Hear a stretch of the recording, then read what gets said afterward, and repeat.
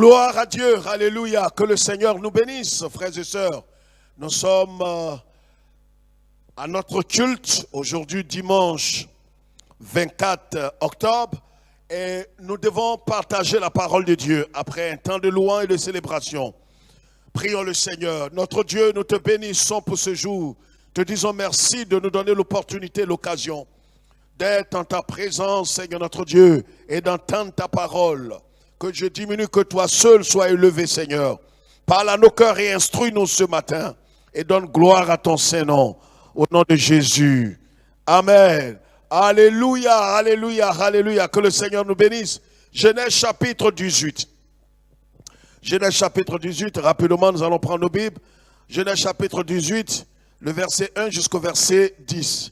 L'Éternel lui apparut parmi les chênes de Mamré, comme il était assis à l'entrée de sa tente pendant la chaleur du jour. Il leva les yeux et regardait, voici 3 hommes étaient debout près de lui. Quand il les vit, il courut au devant d'eux depuis l'entrée de sa tente et se prosterna en terre. Et il dit, Seigneur, si j'ai trouvé grâce à tes yeux, ne passe point, je te prie, loin de ton serviteur.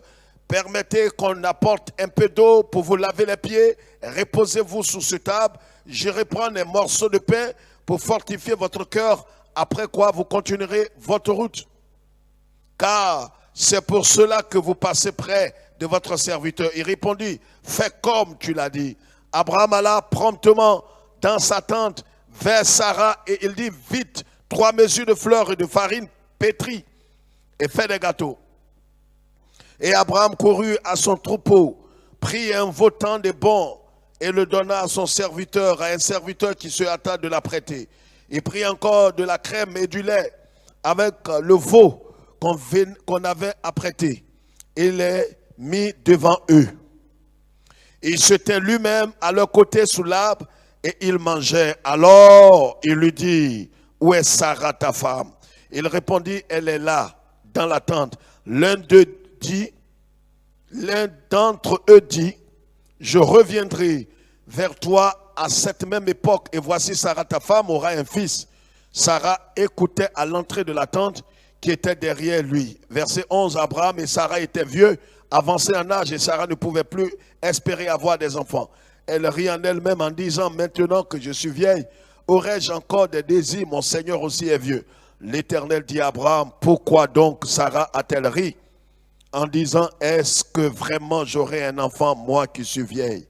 Y a-t-il rien qui soit étonnant de la part de l'Éternel? Au temps fixé, je reviendrai vers toi. À cette même époque, Sarah aura un fils. Amen. Voilà ce que déclare la parole de Dieu. Le texte a été un peu long, mais c'était important. Nous sommes depuis quelque temps, bien-aimés frères et sœurs, nous sommes en train de voir un thème capital important, un thème fondamental, connaître Dieu. La Bible dit d'ailleurs depuis des semaines que nous sommes en train de feuilleter la parole de Dieu, de creuser dans la parole de Dieu. Nous avons compris que, comme la Bible dit en Daniel chapitre 11, le verset 32, tous ceux du peuple, à la fin des temps qui connaîtront leur Dieu, agiront avec fermeté, agiront avec résolution, agiront avec détermination. Bien-aimés, tous ceux qui connaissent Dieu, ce sont ceux-là qui vont combattre le bon combat, achever la course et garder la foi. Alléluia. Le problème que nous avons aujourd'hui, c'est ce que Dieu dit en Osée, chapitre 4. Qu'est-ce qu'il dit? Il dit, mon peuple périt parce qu'il lui manque la connaissance. Le problème n'est pas au niveau de la puissance des démons, des sorciers, des magiciens. Le vrai problème, est-ce que nous connaissons notre Dieu? Est-ce que nous avons une connaissance approfondie, intime, une communion totale avec Dieu? Plus un croyant connaît son Dieu, plus sa foi est ferme. Plus un croyant connaît son Dieu, plus sa foi est enracinée, sa foi est fondée, sa foi est indéracinable. Le problème, est-ce que tu connais ton Dieu? Et tu ne peux pas connaître Dieu en dehors de sa parole écrite. C'est pourquoi aujourd'hui, les fausses doctrines prospèrent dans beaucoup de milieux. On vous dira que maintenant le prophète des nations se t'instruit, se malfrat, va laver l'intimité des femmes. Et certaines femmes acceptent. Pourquoi? Parce qu'elles ne connaissent pas Dieu, elles ne connaissent pas sa parole. Nous devons connaître Dieu et on ne peut pas connaître Dieu en dehors de sa parole. Dieu est dans sa parole. C'est pourquoi au commencement était la parole était avec Dieu et la parole était Dieu. On ne peut pas connaître Dieu en dehors de sa parole écrite. C'est pourquoi quelle que soit la révélation, la prophétie que vous allez entendre, il y a tellement d'aventuriers aujourd'hui qui prêchent, qui donnent des bonnes paroles. Allez sur Internet, tous les réseaux sociaux, vous allez entendre. Mais est-ce que véritablement ces hommes prêchent la parole de Dieu selon l'esprit de la parole? Dieu est dans sa parole. Le peuple ne périt pas parce qu'il ne prie pas. Le peuple ne périt pas parce qu'il ne donne pas. Le peuple périt parce qu'il lui manque la connaissance du vrai Dieu. Est-ce que tu connais ton Dieu? Si tu connais ton Dieu, alors personne ne viendra abuser de toi, te séduire. Le Seigneur Jésus dit, prenez garde que personne ne vous séduise à la fin des temps. Ils viendront en peau de brebis, de serviteurs de Dieu. Mais ce sont des loups ravisseurs, des menteurs, des truands, des fossoyeurs. Ils vont vous dire des doctrines de démons. On ne fait pas ceci, on ne fait pas cela, on ne fait pas cela. Mais est-ce qu'ils ont des bases bibliques?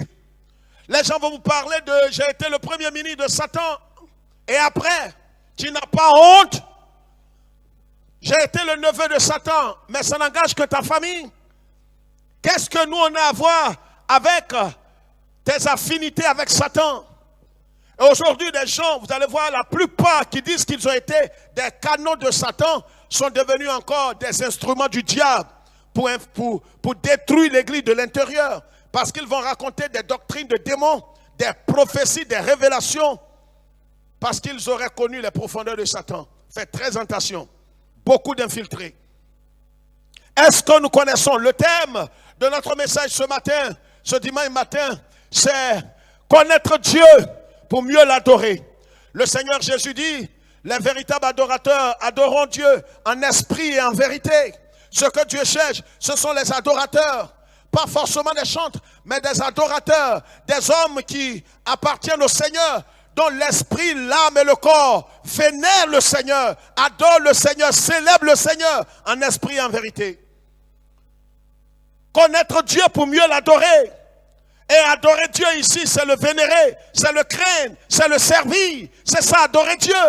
Le Seigneur a dit au diable dans le jardin, dans le désert, quand il est venu tenter le Seigneur lui a dit, tu adoreras le Seigneur ton Dieu et tu le serviras lui seul.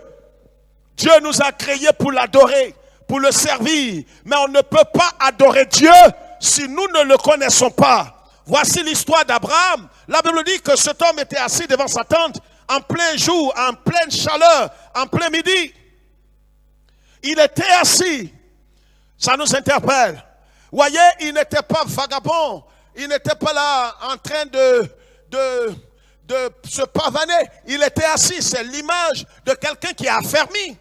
C'est le premier point. Être assis. Si on n'est pas assis, on ne peut pas connaître Dieu. Cet homme était assis. Il était assis où? Devant sa tente.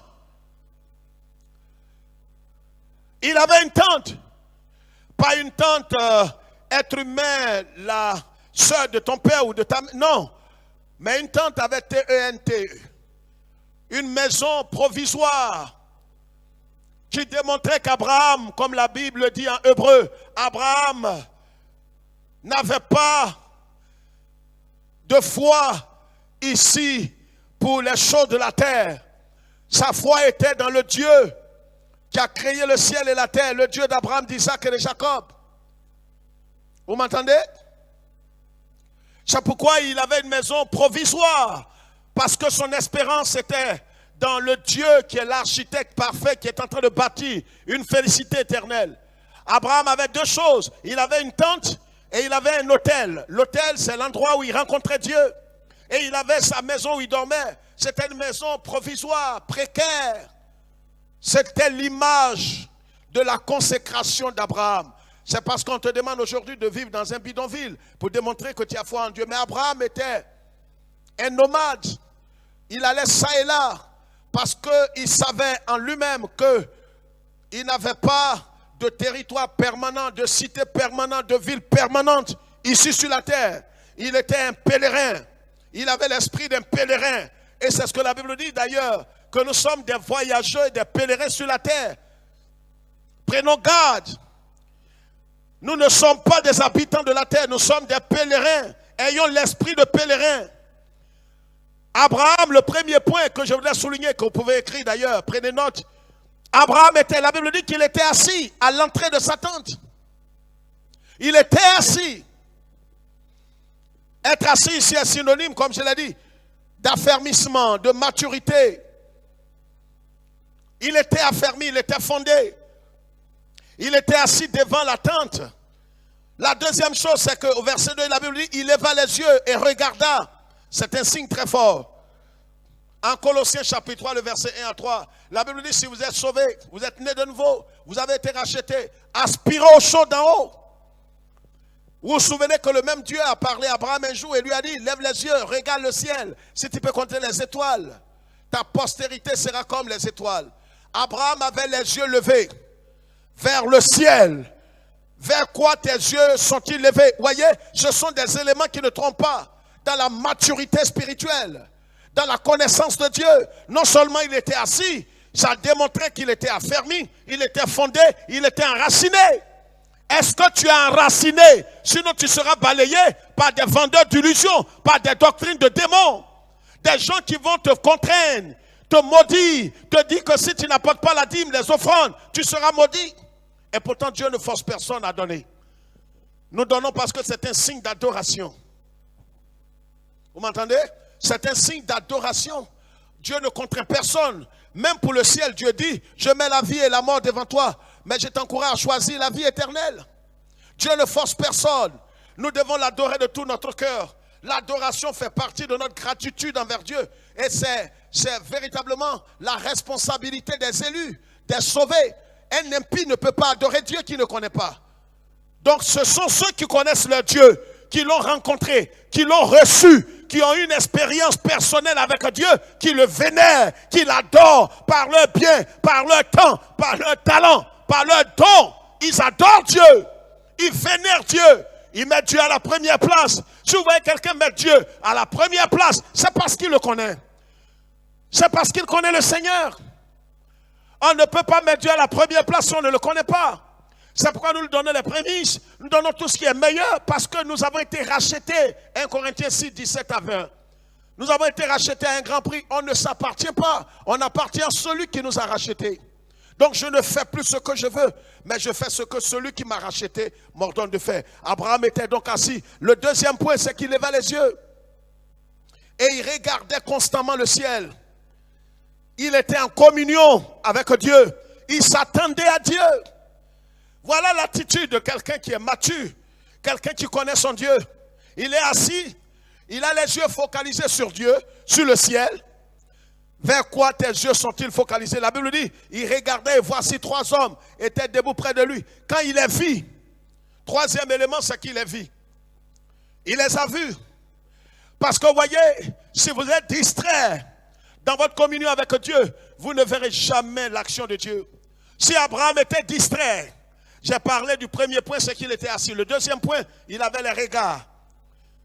D'accord? La Bible dit, il leva les regards, il leva les yeux et regarda. Le troisième point, c'est qu'il les vit. Quand il les vit, il pouvait ne pas les voir. S'il était distrait, s'il était focalisé sur ses besoins, n'oubliez pas qu'Abraham avait un besoin. Son besoin légitime, c'était qu'il n'avait pas d'enfant. Mais il n'était pas préoccupé par cela. Qu'est-ce qui te préoccupe? Ton bonheur ou l'élévation de Dieu? Aujourd'hui, c'est ce qui a trompé plus d'une personne dans les milieux chrétiens, évangéliques et protestants. On a fait croire à certains que quand vous allez venir, ce qui est fondamental, c'est que le Seigneur va satisfaire vos désirs. Non. C'est que le Seigneur va accomplir d'abord ce que vous voulez. Non. Ce qui compte d'abord, c'est Dieu. C'est le plan de Dieu. C'est la gloire de Dieu, c'est l'élévation de Dieu qui est fondamentale. Donc Abraham les a vus. Quatrième élément, il courut devant eux. Voyez le zèle qu'Abraham avait. Il n'était pas moribond. Il n'était pas nonchalant. Vous savez que quand vous aimez Dieu, vous ne traînez pas les pas pour venir à l'église. Vous ne traînez pas les pas pour venir adorer le Seigneur. Vous ne traînez pas les pas. Les retards et toutes ces choses sont bannies.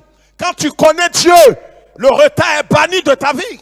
Abraham n'a pas traîné les pas quand il a vu les trois hommes. Il a couru. N'oubliez pas qu'Abraham avait déjà 99 ans. Il avait déjà plus de 90 ans. Et à son âge, il court parce qu'il a vu Dieu. Quelle est ton attitude si réellement tu... Vous voyez, ce sont les caractéristiques de ceux qui connaissent Dieu. Et c'est ceux qui connaissent Dieu, qui adorent Dieu de tout leur cœur, qui vénèrent le Seigneur, qui glorifient le Seigneur, qui peuvent dire avec David, j'élève les yeux vers les montagnes, d'où me viendra le secours? Le secours me viendra de l'Éternel qui a fait les cieux et la terre. C'est important, frère.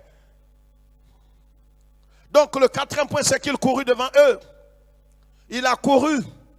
Et le cinquième point, la Bible dit, il se prosterna. Alléluia, alléluia, alléluia. Il s'est prosterné devant le Seigneur. C'était une théophanie. Dans l'ancienne alliance, Dieu venait sous la forme humaine. Il était accompagné de deux anges, quand vous allez lire toute l'histoire. L'éternel Dieu qui a fait les cieux et la terre était dans une forme humaine. Et Abraham, qui avait le discernement, a décelé que Dieu était parmi ces personnes. Quel discernement, quelle grâce. C'est pourquoi celui qui ne connaît pas Dieu ne peut pas l'adorer. On peut l'adorer dans la chair. Ça, ce n'est pas agréé par Dieu. Dieu dit, les véritables adorateurs, dit le Seigneur, doivent le faire en esprit. Pas dans la chair. En esprit et en vérité. C'est pourquoi on peut se prosterner. On peut chanter tous les cantiques. Mais Dieu ne se sent pas concerné. Parce que l'adoration doit venir du cœur. On peut chanter de belles chansons pour remuer notre chair. Mais est-ce que le Seigneur se sent concerné? Est-ce que notre adoration vient de l'esprit? Parce que l'adoration doit se faire en esprit et en vérité. Abraham s'est prosterné. Alléluia. Il s'est prosterné parce qu'il a discerné que c'était l'Éternel. Parce qu'il a su que c'était Dieu. C'est pourquoi aujourd'hui on ne peut pas adorer véritablement Dieu. Est-ce qu'on a été véritablement rachetés? Nous sommes nés de nouveau. Parce qu'on ne peut pas connaître Dieu si nous sommes étrangers à Dieu. Vous comprenez ce que je dis, frères et sœurs? On ne peut pas adorer Dieu si on est étranger. Aujourd'hui, beaucoup se réclament de la conversion. Et pourtant, ils ne sont pas convertis. Ils sont étrangers à la vie de Dieu. Aujourd'hui, l'église est remplie de faux convertis. Des gens imitaient des langues. Des gens pris en esprit, ils tombent en transe. Mais est-ce qu'ils se sont convertis? Est-ce qu'ils sont véritablement convertis? Parce que la conversion, c'est l'œuvre de l'Esprit. C'est l'œuvre du Saint-Esprit. C'est le ministère du Saint-Esprit qui convainc le cœur d'un homme qui a entendu l'évangile et qui lui donne la capacité de se repentir, de se détourner de sa mauvaise voie pour se tourner vers Christ par la foi. Ça, c'est l'œuvre du Saint-Esprit. Et beaucoup aujourd'hui imitent tout. L'église est remplie des imitateurs, des comédiens, mais pas de vrais convertis. C'est pourquoi aujourd'hui, des doctrines comme la malédiction générationnelle prospère dans les milieux évangéliques. Mais est-ce que ces gens sont réellement convertis? Un homme qui est réellement converti, la Bible dit, si quelqu'un est en Christ, il est une nouvelle création. Les choses anciennes, les malédictions ancestrales, malédictions générationnelles, le cordon ombilical de ta mère, ton grand-père, tes aïeux, ça n'a rien de biblique. Ça n'a pas de base biblique. La délivrance, chasser des démons dans le corps d'un chrétien né de nouveau, n'a aucune base biblique. Je défie tous ceux qui nous suivent en direct et qui sont sur les réseaux sociaux. Démontrez-moi dans la Bible où les apôtres ont délivré un chrétien né de nouveau, ayant le témoignage du Saint-Esprit qu'il est né de nouveau et les démons sont en lui. Arrêtez de marmailler l'église. Vous êtes des imposteurs. Peu importe le nombre d'années que vous avez dans le ministère. Vous êtes des vendus, des traîtres. Ils vont jusqu'à dire que même si tu es né de nouveau, voyez, le problème est qu'on ne connaît pas Dieu. C'est pourquoi on perd le temps dans des futilités. Celui qui connaît le Seigneur, la Bible dit, ceux du peuple qui connaîtront leur Dieu, ils agiront avec fermeté à la fin des temps. Pourquoi nous ne sommes pas agités? Si vous connaissez Dieu, même qu'on dise que les sorciers ont envahi votre maison, les démons sont en train de faire des prophètes, des menteurs, des vendus, des délinquants spirituels. Des gens vont jusqu'à dire que les sorciers vont vous manger. C'est possible si vous n'êtes pas né de nouveau. Si vous n'êtes pas né de nouveau. Mais si vous êtes né de nouveau, vous avez l'esprit de Christ. Romains 8, 16. Ce n'est pas un pasteur qui doit dire à un converti que tu es sauvé. C'est le Saint-Esprit. Ça, c'est la responsabilité du Saint-Esprit. Ce n'est pas à vous de dire aujourd'hui tu es sauvé. Comme tu as prononcé la prière du pécheur, tu es sauvé. Non, non. Est-ce que le Saint-Esprit rend témoignage à l'esprit de cet homme qu'il est né de nouveau? Est-ce qu'il est sauvé? Il a la joie, la paix. Le Saint-Esprit lui a parlé. Arrêtons de distraire. C'est pourquoi aujourd'hui l'église évangélique a des problèmes dans le monde entier. Des truands, des délinquants qui ont appris sur le net. Ils se sont autoproclamés prophètes, évêques, archevêques, cardinal. On a toutes sortes de truands dans l'église aujourd'hui. Et la plupart ne sont pas nés de nouveau, n'ont jamais fait l'expérience de la nouvelle naissance. Et comment voulez-vous qu'ils adorent Dieu? Comment voulez-vous qu'ils donnent la prééminence à Dieu? Comment voulez-vous qu'ils donnent la première place au Seigneur? Abraham s'est prosterné devant le Seigneur. Alléluia. Il s'est prosterné parce qu'il a eu le discernement que c'était Dieu. Et que parmi ces trois qui étaient là, l'Éternel était au milieu de ces. Il ne s'est pas prosterné pour les anges. Il s'est prosterné pour l'Éternel. On n'adore pas les anges. C'est une idolâtrie. Vous adorez un ange, vous allez terminer la course en enfer. Vous n'êtes pas convertis. Les gens invoquent les anges aujourd'hui. Ils adorent les anges. Voilà mon ange gardien. Voilà mon ange. Je n'ai pas besoin d'un ange. L'ange de l'Éternel campe autour de moi, dit la Bible. C'est la Bible, c'est Dieu qui ordonne à ce que les anges campent autour de moi pour m'arracher au danger. C'est une mission, pas à cause de ma piété, mais à cause de quoi? À cause de Christ qui est en moi. Donc Abraham s'est prosterné en terre et il dit, Seigneur, si j'ai trouvé grâce à tes yeux, il s'adresse au Seigneur, il ne parle pas aux trois, il parle à l'Éternel parce qu'il a reconnu l'Éternel, alléluia. Il donne la souveraineté au Seigneur. Il donne la gloire au Seigneur. Voyez, quand vous connaissez Dieu, vous l'élevez. Quand vous dites Seigneur, c'est plus pesant que celui qui dit Seigneur à côté de vous, qui est un étranger, dont le cœur n'est pas circoncis, dont il n'est pas né de nouveau. C'est pourquoi Jésus dit, pourquoi vous m'appelez Seigneur, Seigneur, et vous ne faites pas ma volonté? Beaucoup disent Seigneur, mais est-ce qu'ils sont fils de Dieu? Même des pasteurs, certains ne sont pas nés de nouveau. C'est pourquoi ne vous attachez pas à un homme. Ne devenez pas esclave des hommes. Attachez-vous à la parole de Dieu plus que tout. La seule chose qui fait autorité, ce n'est pas un pasteur, ce n'est pas l'église évangélique. C'est la parole de Dieu. C'est pourquoi mettez votre confiance en Dieu et en sa parole. Plus que tout autre. Plus que tout autre. Peu importe le titre qu'il porte, la grosseur et la grandeur de sa cathédrale ou sa basilique, mettez votre confiance en la parole de Dieu. Si ce qu'il dit n'est pas conforme à la parole de Dieu, rejetez ça comme du venin. Abraham se prosterna en terre. Il n'a pas regardé son âge. Vous voyez, la Bible dit, pourquoi la Bible ajoute terre? Il s'est prosterné dans la boue, dans la poussière. Une manière de dire à Dieu, je ne suis rien. Je ne suis que poussière. Je suis ce que je suis par toi. Est-ce que nous pouvons le faire aujourd'hui? Est-ce que nous avons le temps d'adorer Dieu de tout notre cœur? Est-ce que nous avons le temps de nous prosterner devant le Seigneur et dire, Seigneur, c'est toi l'alpha et l'oméga. Tu es tout pour moi, Seigneur. Qui suis-je devant toi, Seigneur? C'est ce qu'Abraham, 90 ans, c'est ce qu'il vient de faire. Il n'a pas regardé son état de santé. Il s'est couché face contre terre devant le Seigneur. Et après il dit, Seigneur, il reconnaît que celui devant qui il se prosterne est le Seigneur, le Maître tout-puissant. Vous comprenez? Le Maître tout-puissant. Il s'est jeté, il a jeté son honneur, sa dignité, sa gloire. Il a fait fi de sa richesse devant Dieu. Il se coucha dans la poussière, dans sa petitesse. Il adora Dieu de tout son être, parce qu'il le connaissait. Vous comprenez? Abraham était vachement riche. Il n'a pas regardé sa richesse. Il a fait fi de ça. Vous savez, quand vous connaissez Dieu, votre façon de craindre Dieu. Vous savez, adorer Dieu, c'est le craindre. Adorer Dieu, c'est se sanctifier. Adorer Dieu, c'est le vénérer, c'est le mettre à la première place. C'est lui donner l'autorité sur votre vie. C'est de lui donner quoi?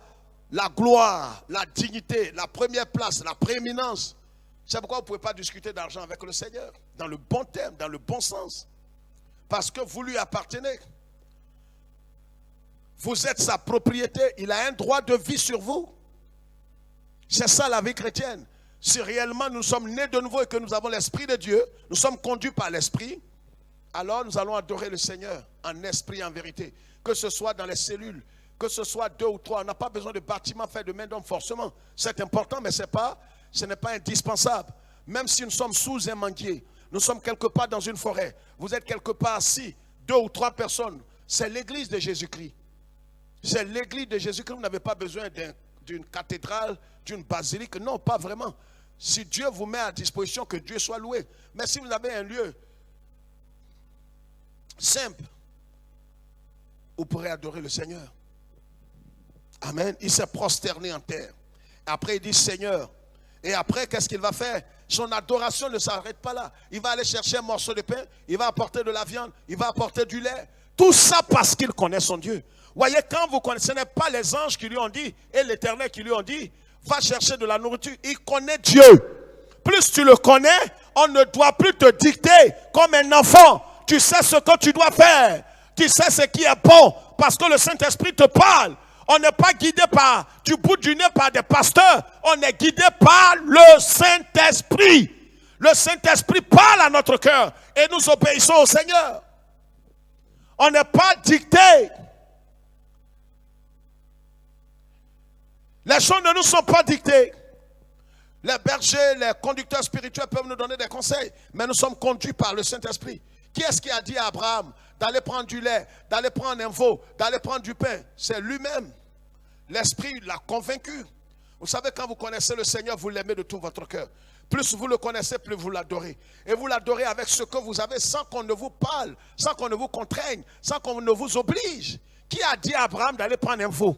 Qui a dit à Abraham d'aller prendre du lait? Qui a dit à Abraham d'aller prendre du pain? Est-ce qu'on a besoin de te dicter cela? Mais c'est simplement parce que tu n'es pas converti. Comment toi tu dis tu appartiens à Jésus et ta poche n'appartient pas à Jésus? Ton cœur n'appartient pas à Jésus? Ton appareil génital n'est pas dédié à Jésus. Et tu fais de ça ce que tu veux. Tu n'es pas converti, tu es un infiltré, tu es un imposteur. Et aujourd'hui, beaucoup sont trompés. Jésus dit au dernier jour, il aura la catastrophe. Plusieurs diront à Matthieu 7, 21, n'avons-nous pas fait des miracles? Prophétiser à l'église, casser les chaises? Nous avons révélé des choses exactes par la parole de connaissance. Il dit, je ne vous ai jamais connu. Il ne dit pas, je ne me souviens pas de vous. Faisons très attention. Notre adoration peut ne pas venir de Dieu. Nos dons peuvent ne pas venir de Dieu. Plus nous le connaissons, plus nous l'adorons de tout notre cœur. Plus nous le connaissons, parce que l'adoration ici est synonyme de sanctification. Adoration ici est synonyme de crainte de Dieu. Adoration ici est synonyme de respect pieux, de respect sacré. On n'a pas peur, mais nous craignons Dieu. Vous comprenez? C'est avec respect. Nous prosternons devant lui. Pas à cause d'un homme, mais à cause du Seigneur, nous nous prosternons. Nous l'adorons. On ne nous contraint pas. Personne n'a contraint Abraham. Et après tout cela, vous allez voir, qu'est-ce qui va se passer? Quand il a adoré le Seigneur, il n'a même pas exposé son besoin. Notre problème ici aujourd'hui, c'est qu'on a été éduqué dans le commerce. Viens donner et Dieu va te donner. On veut rentrer dans un marchandage avec Jésus. C'est ce que certains ont reçu comme éducation religieuse. Mais quand ils viennent donner des offrandes à Dieu, ils veulent que Dieu en retour leur donne quelque chose. C'est ce qu'on leur a communiqué comme pensée. Mais ça ne vient pas de Dieu. Dieu a un droit de vie sur toi. Dieu n'est redevable à personne. Il ne doit ni à toi, ni à ton père, ni à ta mère, ni à ta famille, ni à ta tribu. Il ne vous doit rien. C'est vous qui lui devez votre vie. Parce qu'il t'a racheté du péché. Il t'a sauvé du péché. Il t'a racheté de la mort éternelle. Est-ce que tu m'entends? Abraham a adoré le Seigneur. Et voyez, la Bible dit au verset 9, alors, ce alors là, est la conséquence de tout ce que Abraham a fait. Voyez, quand vous adorez Dieu de tout votre cœur, quand nous servons Dieu de tout notre cœur, quand nous craignons Dieu, quand nous nous mettons à part pour Dieu, c'est vrai, les gens peuvent se moquer de nous. Certainement que quand Abraham a commencé à courir à son âge 90 ans, il avait des serviteurs. Aujourd'hui, on connaît des sœurs, quand on leur dit allez balayer le temple, elles envoient leurs servantes. Mais c'est malhonnête. Tu n'as pas l'éducation spirituelle. Ce n'est pas ta servante qui doit servir le Seigneur. C'est toi-même qui dois servir le Seigneur. Avec ton titre, ton honneur, ta gloire, ta fortune, dépose tout. Regarde Abraham, qui est notre père dans la foi. Il courait ça et là, on dirait un enfant de 10 ans. Mais c'est à cause de l'Éternel. Est-ce que ce zèle habite notre cœur aujourd'hui? Regardez comment les gens servent Dieu aujourd'hui dans l'église. Avec nonchalance. On vient en retard pour adorer le Seigneur. Les chantres en retard. Les serviteurs en retard. Les pasteurs en retard. La chorale en retard. Les chrétiens en retard. Parce qu'en vérité, ils n'ont pas de considération pour Dieu. Regardez le zèle qu'Abraham avait. Il courait. On sert Dieu avec tremblement. On sert Dieu avec crainte. On sert Dieu avec zèle, avec détermination. La Bible dit, maudit soit celui qui fait l'œuvre de Dieu avec négligence. Réfléchis. Est-ce que ce n'est pas pour toutes ces choses que tu es dans cet état? Quand Abraham a fait tout cela, la Bible dit au verset 9 pour terminer, alors il lui dit, où est Sarah? La conséquence, il n'a pas marchandé. Il avait son besoin, mais il n'a pas marchandé. Il a servi Dieu. Il n'a pas brandi son besoin à Dieu pour dire, Dieu, voilà, tu m'as trouvé devant ma tante. Tu m'as trouvé devant ton. Je suis en train de réfléchir. Comment je vais avoir un enfant? Ton besoin, Dieu le sait. Dépose ton besoin. C'est lui qui va satisfaire ce besoin. Le besoin de travail, de voyage, de visa, d'enfantement, de promotion. Dieu sait. Ce n'est pas ce qu'il faut brandir. Les commerçants de l'évangile qui sont allés vous parler, ils vous ont présenté un Dieu vendeur. Viens, Jésus va tout te donner. Je connais mon Jésus. Ils ne vous ont pas présenté votre état de péché. Montrez que Dieu est saint et que vous l'avez offensé et qu'il ne vous doit rien. Ils ne vous ont pas dit ça. Mais ils vous ont présenté plutôt, venez, Dieu vous doit tout. L'argent, travail. Aujourd'hui, c'est ça, l'évangile de prospérité qui est un évangile des sociétés secrètes. Un évangile maçonnique. Et tous ceux qui le prêchent, ils savent à quoi ils s'attendent. La plupart sont des membres des loges parmi les chrétiens évangéliques. Plus on craint Dieu, plus on l'adore sans compromission. Et Dieu a parlé à Abraham et lui a dit, où est ta femme? Il dit, l'année prochaine, je reviendrai. À la même époque, et Sarah aura un enfant. Et vous connaissez la suite.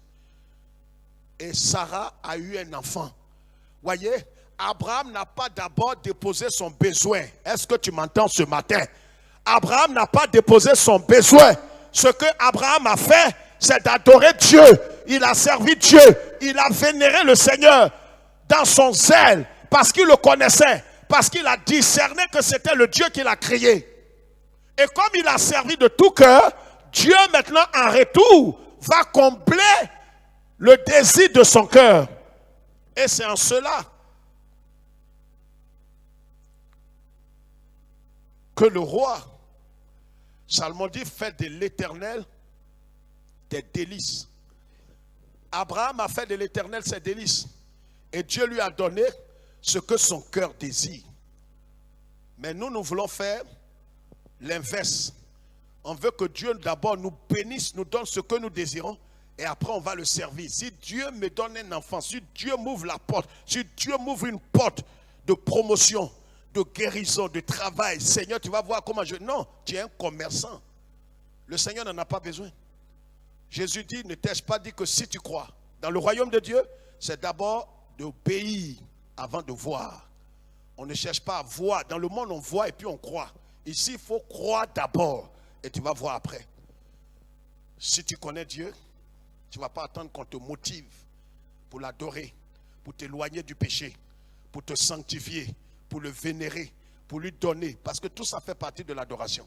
Se sanctifier, se prosterner, le chanter, le prier, le craindre, c'est tout ça, adorer Dieu. Donner à Dieu son offrande, sa dîme ou quelque chose qui vient de votre cœur, c'est tout ça l'adoration.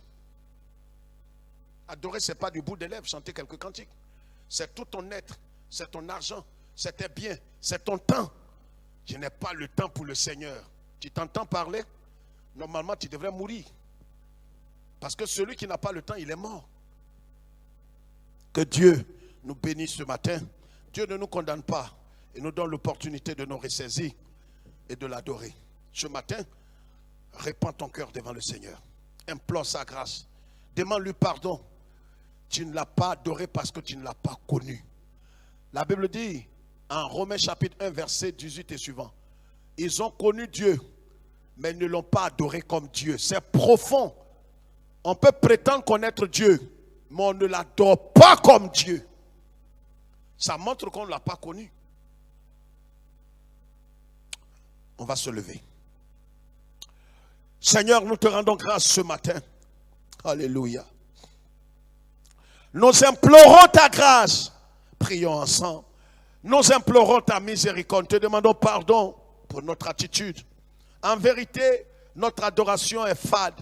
Notre adoration est superficielle. Notre adoration n'est pas totale. Notre manière de donner, notre manière de nous sanctifier, notre manière, Seigneur notre Dieu, de te craindre, nous l'avons fait de façon superficielle. Parce qu'en vérité, nous n'avons pas fait une rencontre, Seigneur notre Dieu, profonde, intime avec toi. Plus on te connaît, plus on t'adore de tout notre cœur. Comment allons-nous t'adorer si nous ne t'avons pas connu? Révèle-toi à notre cœur.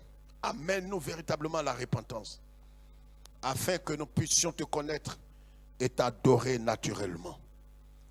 Reçois notre adoration. Reçois notre adoration. Au nom de Jésus. Amen. Que le Seigneur notre Dieu nous bénisse, frères et sœurs, que Dieu nous garde et que cette parole soit gravée sur la table de notre cœur.